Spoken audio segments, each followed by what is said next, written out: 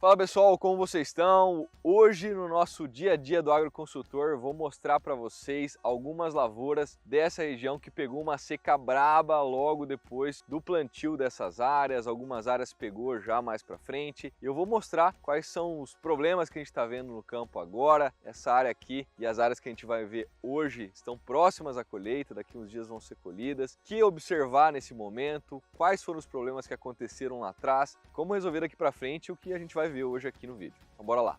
Antes de tudo, pessoal, esse híbrido aqui é um híbrido que gosta de mais população, ou seja, um híbrido que compensa pouco espiga, tem folhas mais eretas, então ele gosta de uma população maior, ele responde a isso. Só para vocês terem uma base, aqui foi largado 70 mil sementes desse híbrido no espaçamento de 45, que é essa lavoura aqui desse produtor rural, foi largado aí em torno de 3.1, 3.2 sementes. Só que teve um detalhe aqui, e vocês já devem estar percebendo que é uma lavoura que está bem judiada, está bem feia em população. A gente vai ver a questão de mato agora, plantas daninhas surgindo mais cedo por estar mais aberto. O que aconteceu aqui? Logo depois do plantio foi plantado em condições ideais, muito boas, friabilidade do solo ideal, ou seja, aquele solo nem tão úmido, nem tão seco, show de bola. Então nasceu tudo, começou a germinar tudo. Só que com o calor do safrinha, aqui nós estamos numa região de 300 metros de altitude, muito quente, temperaturas acima de 40 graus ali em fevereiro, na data que foi plantado. E aliado a isso foi aberto o sulco com a botinha, então a evapotranspiração, a evaporação da água que está nesse sulco acaba sendo bem rápida. E o que aconteceu?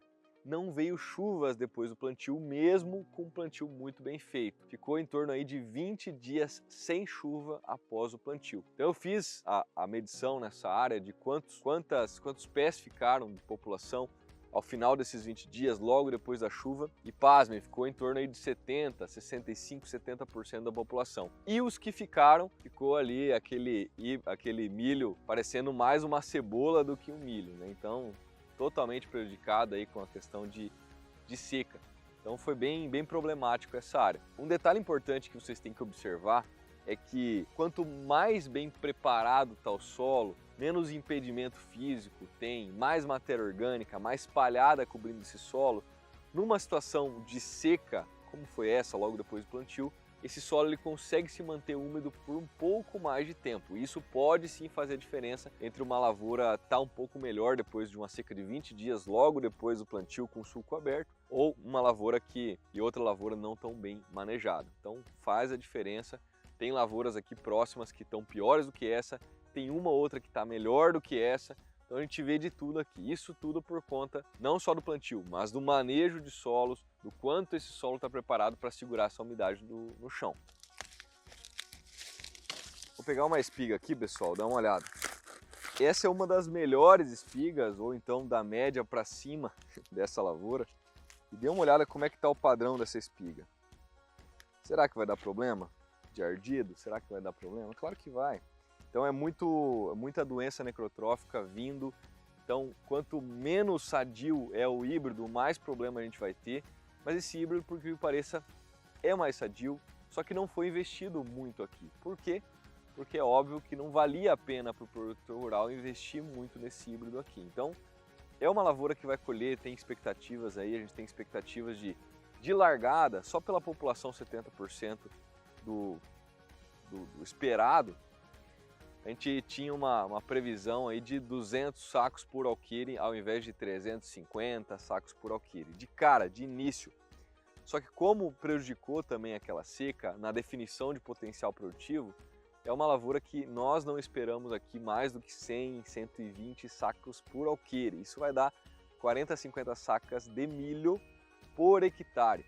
Então é muito pouco, né? Então a gente vê aqui diplódia, a gente vê outras doenças de grão que vieram desde o como, desde as folhas, e estão passando aqui para o grão agora. Então a gente vê de tudo aqui um pouco, né? Mas principalmente de diplódia, que é o maior problema da nossa região, de vários híbridos aqui da região.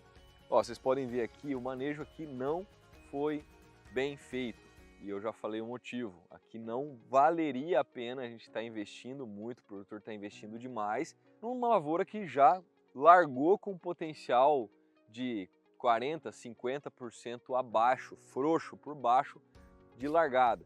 Então, o nível de investimento de qualquer produtor rural, e nós como consultores, a gente tem que ter claro isso na nossa cabeça para não vender mais do que ele precisa. Se eu estou falando de um fungicida, de 2 aplicações de fungicida aqui no padrão, 3 com aplicação 0, ou seja, uma ali em V4, V3, V4, até V5 no máximo, pensando principalmente no complexo aí de bipolares, cercóspora no milho, né, as DFCs ali que vai ter um bom manejo no início, pensando numa no limite de entrada do trator, pensando na raça ali em V9, V8, V9 e mais uma em pré-VT, pré-pendoamento, uma lavoura dessa aqui, o que aconteceu? Foi feito 2 aplicações de não tão alto investimento, uma ali no limite de entrada do trator e uma em pré-pendoamento aqui. Ainda assim, os fungicidas escolhidos não foram os melhores do que em outras áreas, então foi economizado um pouco nessa parte. Ah, Juliano, mas compensa nesses casos? Nesses casos específicos é uma coisa que não vale a pena o produtor investir. Então o engenheiro agrônomo, o consultor tem que estar de olho nesses detalhes. Mesmo que ele tenha um planejamento de 3 aplicações robustas, numa situação como essa, às vezes vale a pena ele guardar parte desses produtos no barracão e usar ali na cultura verão, na soja ou na próxima safrinha. Lembra que você tem que se colocar no lugar do produtor rural, tem empatia, isso vai fazer toda a diferença e vai colocar você como preferência ali como engenheiro agrônomo, como consultor na hora de atender ele. Chega aqui, pessoal, dê uma olhada. Ó, mais uma clareira aqui e nessas clareiras que a gente está vendo aqui, é muito comum nessa área. Ah, um detalhe que eu não comentei. Agora não dá para ver porque já tem bastante panzaninha, a gente já vai dar uma olhada aqui, mas no momento do plantio dava para ver nítido a qualidade da distribuição da palhada na área e o quanto isso influencia na manutenção da umidade no perfil do solo, que vai ser importante para tá mantendo a população mesmo numa situação de 20 dias de seca com sulco aberto no plantio. O que aconteceu nesse caso? A colheita da soja nessa área foi parte própria do produtor rural e parte terceirizada. Na parte terceirizada, a gente teve uma distribuição na palhada não tão ideal. Não foi ruim, mas não foi excelente. E a gente via faixas da palhada de soja não distribuídas em alguns pedaços, algumas faixas da lavoura, que a gente via visualmente. 15 dias depois, no início da seca, ali depois do plantio, a gente já via nítido, com rápido, aonde tinha palhada ali, mantendo a umidade, estava vindo, germinando, emergindo essas plantas de milho, e onde não tinha palhada, a gente via esse problema. Então fiquem ligados, a distribuição da palhada é muito importante para o produtor rural, fica de olho para estar orientando o produtor rural, isso vai fazer diferença para ele. Agora cheguem aqui, ó. Uma clareira como essa, várias clareiras que a gente está vendo nessa lavoura, que baixa aqui, ó. Isso aqui significa o quê? Como não foi investido tanto em fungicidas, como eu falei, não valeria a pena aqui nesse caso, isso fez com que a gente tivesse uma área foliar menor até o final do ciclo por conta das doenças avançando de forma mais rápida, mas também por conta do plantio, teve ali só 60%, 70% das plantas e mal aí com potencial produtivo, parecendo uma cebola de tanta seca que deu, a gente teve essa lavoura recebendo raios solares muito mais cedo, desde o início da cultura. É por isso que a gente vê essas clareiras aqui, e essas clareiras estão tapadas de mato. Olha aqui, ó, uma planta de buva, olha só que estádio que já está essa buva aqui. Pergunto a você que está me acompanhando aqui nesse dia a dia do agroconsultor, vai mudar o manejo de dessecação pré-plantio, manejo outonal, dessecação pré-plantio, até pré-emergentes ou não vai? É claro que vai, pessoal. Claro que vai. Então, como consultor, como engenheiro agrônomo, sugiro você dar uma olhada nas áreas no período de pré-colheita, porque isso vai fazer toda a diferença no comercial, no atendimento ao produtor rural. Você vai conseguir aproveitar muito mais as oportunidades que tem nas lavouras. Esse talhão aqui vai ser feito um manejo de dosagens maiores ou de produtos mais eficazes para as plantas daninhas que a gente vê aqui. Por quê? Porque é necessário. Em outras áreas que o milho ficou bem fechadinho, que não teve seca, outra microrregião aqui do oeste do Paraná que não pegou essa seca braba logo depois do plantio, não tem tanto essa necessidade. Às vezes, uma dosagem menor dos herbicidas escolhidos, às vezes não colocar uma sequencial, ou não colocar um manejo outonal, ou só o manejo outonal em uma só aplicação vai resolver. Aqui não. Aqui provavelmente, já adiantando, né, eu vou ter que estar ajustando para essa área um manejo outonal em dosagens maiores, cuidando com o carry-over, que é o quanto esse produto vai ficar para a próxima safra, vai poder prejudicar esse soja ou não. Tem que tomar um certo cuidado. Provavelmente eu vou ter que fazer ainda mais uma aplicação, no mínimo, lá na frente no pré-plantio. Fora o pré-emergente e fora uma possível sequencial. Por quê? Eu estou vendo buva aqui, pessoal, já desse tamanho aqui, de 20 centímetros aí para cima. Falando aqui em plantas daninhas, esse milho nem foi colhido.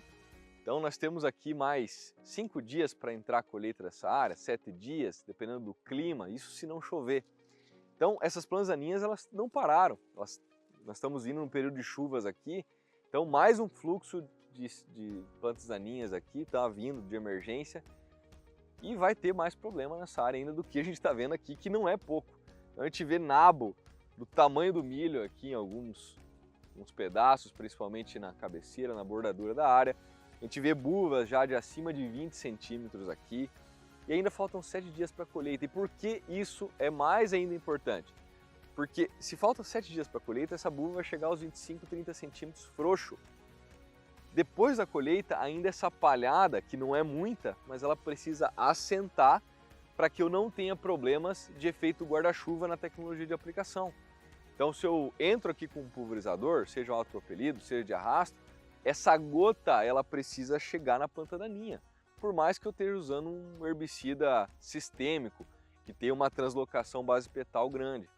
Ou seja, aonde pegar no dossel dessa planta daninha, ela vai translocar ali para a raiz da planta daninha, fazendo o controle muito bem feito. Mas eu não tenho só herbicida sistêmico, eu tenho pré-emergentes, e o nosso objetivo dos pré-emergentes, para manejo outonal, por exemplo, é você atingir esse solo. Então tem que olhar para emergentes que passam essa palhada, esperar que essa palhada se assente. Tem vários detalhes aqui. Então, só por esse detalhe de ter muitos dias ainda até o manejo outonal ser feito, ou o manejo de dessecação pré-plantio ser feito aqui, eu tenho uma preocupação grande. E eu vou ter que fazer ajustes o quanto antes. E eu tenho que falar para o produtor rural. Então, para você aí que está no comercial, fica ligado nessas oportunidades. Chega para o produtor rural, mostra a foto, se vem com ele, melhor ainda, mas se não ver com ele, mostra a foto da situação, várias fotos, mostra para ele o que está acontecendo, a necessidade de fazer ajustes, carregar um pouco mais em dosagens, ou então mudar o ingrediente ativo, o produto comercial a ser feito. Mas tudo isso é uma venda consultiva, é um atendimento consultivo. Você não está vendendo para ele porque é o melhor produto. Não, porque aquela área dele precisa ser feito aquilo. Você vai ver que só de fazer isso daí, você vai melhorar aí e muito as tuas vendas na tua consultoria, na tua revenda, na tua cooperativa ou então na multinacional que você trabalha. Aqui na cabeceira desse talhão, que está muito parecido com esse último que nós vimos agora, também aconteceu a mesma situação. Dê uma olhada aqui de cima, dá para ver um pouco mais nas imagens aí, as clareiras nessa área. Então imagina que cada clareira dessa é uma luz que entrou mais cedo do que deveria. Então você vê que tudo é um manejo de sistemas, né? O produtor rural que não pensar numa cultura de interesse econômico, de menor interesse econômico, ou até uma cultura de cobertura, ele não pensar de forma a fazer com excelência, com capricho, na hora certa, como o Dirceu Gassen falava, ele vai se ferrar lá na frente. Por quê?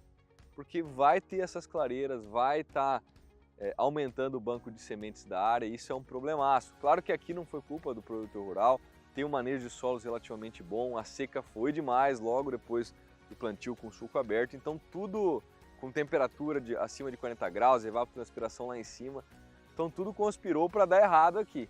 É por isso que nós temos uma lavoura de potencial de 40, 50, 60 sacos hectare, que é terrível, né? Numa lavoura onde a gente esperava colher aqui 150, 160 sacos por hectare numa área dessa de meio para fechamento de plantio. Mas faz parte, né? Isso aí faz parte do jogo. Percebe aqui na cabeceira, pessoal, a situação é pior ainda na bordadura dessa área. Então o produtor rural aqui vai ter que fazer até, quem sabe, uma aplicação extra só nessas bordaduras da área por conta da situação que a gente está vendo aqui, ó, picão já sementando. Inclusive na nossa região aqui, picão já está resistente, muito tolerante, resistente a glifosato, e aí a gente tem que tomar muito cuidado porque a gente não controla ele mais bem na pós-emergência da cultura da soja.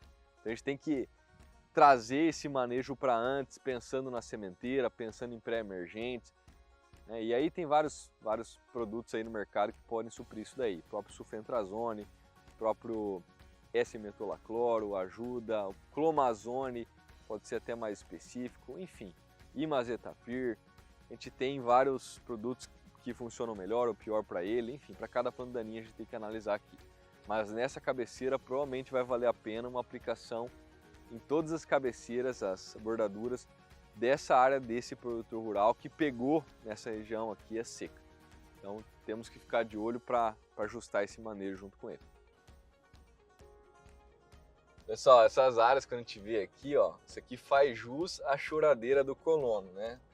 Todo mundo sabe, né? Agricultor, colono é choradeira a todo momento, mesmo quando está colhendo aí 200 sacos por hectare no milho, 100 sacas por hectare na soja, tá chorando, mas aqui fazer jus à choradeira dele, né? Essas áreas aí tão feias pra caramba. Essa área aqui que vocês estão vendo, pessoal, depois a gente vai dar uma olhada rápida ali. Ela é uma área que eu não acompanho, não atendo, só que a seca pegou aqui, é vizinho das outras áreas que nós vimos. A seca também pegou aqui os mesmos 20 dias de seca depois do plantio daquela área. Só que aqui essa área já estava plantada há mais ou menos uns 25 dias, 20 dias. Foi um plantio mais do cedo. Então foi uma lavoura que pegou a seca, judiou bastante, ficou um milho cebola ali fininho, mas essa lavoura já estava estabelecida. Quando retomou as chuvas, esse milho voltou parcialmente, claro, prejudicou o potencial produtivo, não colheu quase nada aqui, mas a gente vai ver que a questão de plantas daninhas está um pouco menos pior nessa área, né? Por quê? Conseguiu fechar mais o dossel, diminuiu a incidência de luz ao longo do ciclo, entrou luz mais tarde, então você vê como uma implantação da lavoura é tão importante.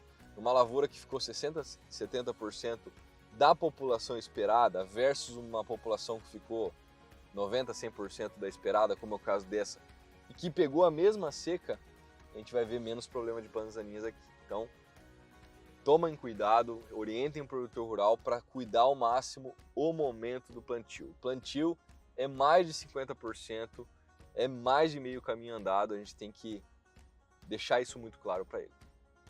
Só, eu não estou falando que um plantio que não ficou bom, 70%, 60%, foi culpa do produtor rural. E plantou com uma condição ideal, como eu já falei para vocês, mas veio esses 20 dias de seca depois, numa evapotranspiração lá em cima, como eu já comentei, 40 graus no lombo desse solo. Então não tem milagre, né? Chega uma hora que não tem umidade suficiente para a planta continuar o processo ali de emergência, né? Ela desencadeia a germinação, mas não dá conta de estar se estabelecendo, e muitas morrem nesse processo, e aí fica uma população inferior. Essa área aqui não é uma área que eu acompanho, tá? Então eu estou vendo aqui que tem um histórico de plantas daninhas mais brabo, mais complicado, mas mesmo assim, por conta do dossel mais fechado, uma população já mais estabelecida no início, por conta de um plantio que não pegou a seca ali 20, 25 dias até depois do plantio, não começou a seca, então a gente vê um dossel, é óbvio, é nítido aqui que a gente tinha um milho mais fechado, com menos luz entrando, então essas plantas daninhas fotoblásticas positivas, né, que respondem, né, na germinação para a luz, elas vêm em menos quantidade, então está muito mais fácil manejar uma área dessa, mesmo com o histórico mais bravo, como eu estou vendo aqui que tem. Então também fiquem ligados nessas diferenças de histórico de área, mas também muito ligados com o quão fechado estava essa cultura. Isso vai facilitar ou dificultar o manejo, vai fazer com que as mudanças, tenha mudanças nas decisões de herbicidas pré-plantio da cultura verão nessas áreas. Essa é uma outra área, pessoal, que pegou ali uns 10 milímetros de chuva no meio dessa seca. Então ela já se estabeleceu aí, 80, 90% da população, já está muito melhor. Só que também não foi feito um alto investimento, um híbrido mais sadio. E como deu uma invernada, uma chuvarada nessas últimas semanas, antes da colheita, a gente vê um pouco de podridão de grãos vindo nessa área também. Só que já bem menos. Por quê? Porque uma lavoura bem implantada, ela já puxa todo o resto, ela puxa inclusive uma boa sanidade, porque ela já está bem estabelecida, ela não está fragilizada, né? A parte de metabolismo dela está muito melhor, inclusive defesa para a doença também. Então tem esse detalhe, a gente tem que ficar de olho. E como vocês podem observar, poderia ter feito mais uma de fungicida aqui, uma no vegetativo, como não foi feita nessa área inclusive, até poderia, num baixo investimento, até poderia, seguraria bastante inóculo de bipolares, principalmente, cercóspora.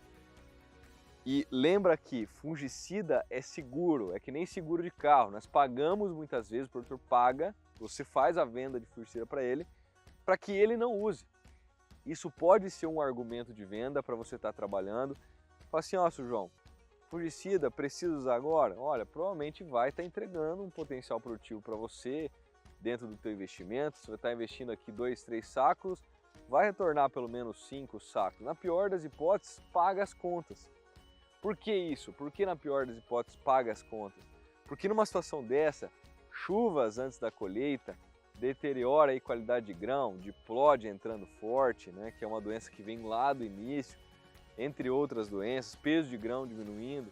Então é um seguro, você paga muitas vezes para não usar. Numa situação lá na frente de chegar numa condição climática favorável para algumas doenças, se você tem um inóculo baixo por conta de um bom manejo feito anterior, você já tem uma lavoura mais bem protegida. Então isso deve ser usado como uma forma de você estar vendendo os seus fungicidas aí de forma ética, entendendo o lado dele, não vendendo nem a mais nem a menos, né? Eu sempre falo, a gente tem que comercializar 100% do que o produtor precisa, nem 90, nem 120, nem 150, é 100%.